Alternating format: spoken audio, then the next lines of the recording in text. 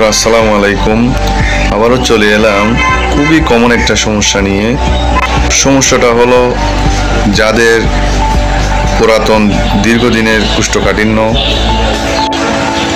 সমস্যায় ভুগছেন, নিয়মিত মলত্যাগ হয় না, স্বাভাবিকভাবে মলত্যাগ করতে পারেন না, এবং যারা দীর্ঘদিন ধরে কঠিন কোষ্ঠকাঠিন্যে ভুগছেন, স্ক্রিনে দেওয়া মেডিসিনটি শুধুমাত্র তাদের জন্যই।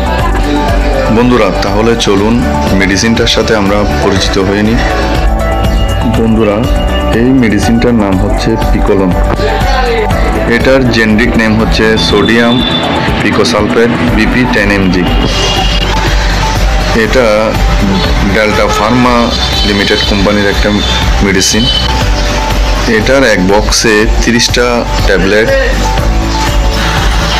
এক ব্লিস্টারে 10টা করে ট্যাবলেট, টোটাল 3 ব্লিস্টারে টোটাল 30টা ট্যাবলেট থাকে। এই মেডিসিনটা অন্যান্য কোম্পানির তুলনায় দামে সস্তা। প্রতি ইউনিট 5 টাকা করে, প্রতিটা ট্যাবলেটের দাম হচ্ছে 5 টাকা MRP। অন্যান্য কোম্পানির সেই মেডিসিনগুলা 10 টাকা MRP, কিন্তু এই ডেল্টা ফার্মা লিমিটেড এই মেডিসিনটা অনেকটা সস্তা দামে বাজারে সেল করে এবং ভালো একটা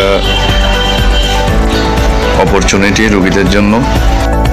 বাজারে অন্যান্য সেম কোম্পানির যেই মেডিসিনগুলো আছে সেগুলোর মতোই এই পিকোলন ট্যাবলেটটা ভালো কাজ করে।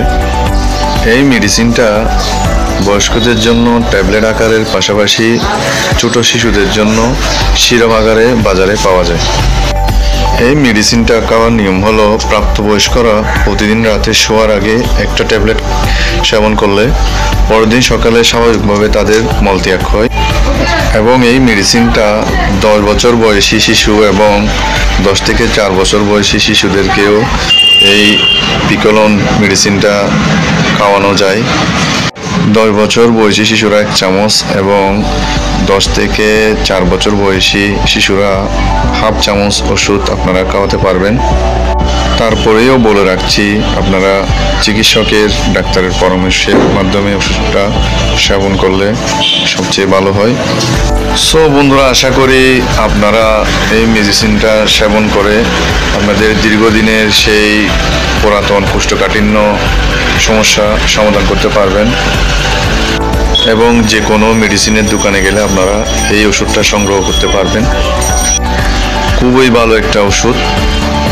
সো বন্ধুরা, আশা করি আমার ভিডিওটা ভালো লেগে থাকলে আপনারা অবশ্যই আমার ভিডিওতে লাইক কমেন্ট দিবেন এবং অবশ্যই আমার চ্যানেলটা সাবস্ক্রাইব করতে ভুলবেন না। এবং যারা আমার ভিডিওটা নতুন দেখছেন তারা অবশ্যই আমার চ্যানেলটা সাবস্ক্রাইব করে দিয়ে পাশে থাকা বেল আইকনটি ক্লিক করে দেন। সো বন্ধুরা, আজ এই পর্যন্ত। সবাই ভালো থাকুন, সুস্থ থাকুন। অবশ্যই দেখা হবে অন্য কোনো মেডিসিন নিয়ে আপনাদের মাঝে। এ পর্যন্ত আশা করি সবাই ভালো থাকবেন এবং আমার ভিডিওতে লাইক কমেন্ট দিয়ে সাবস্ক্রাইব করে দিবেন। ভালো থাকেন সবাই। আল্লাহ হাফেজ।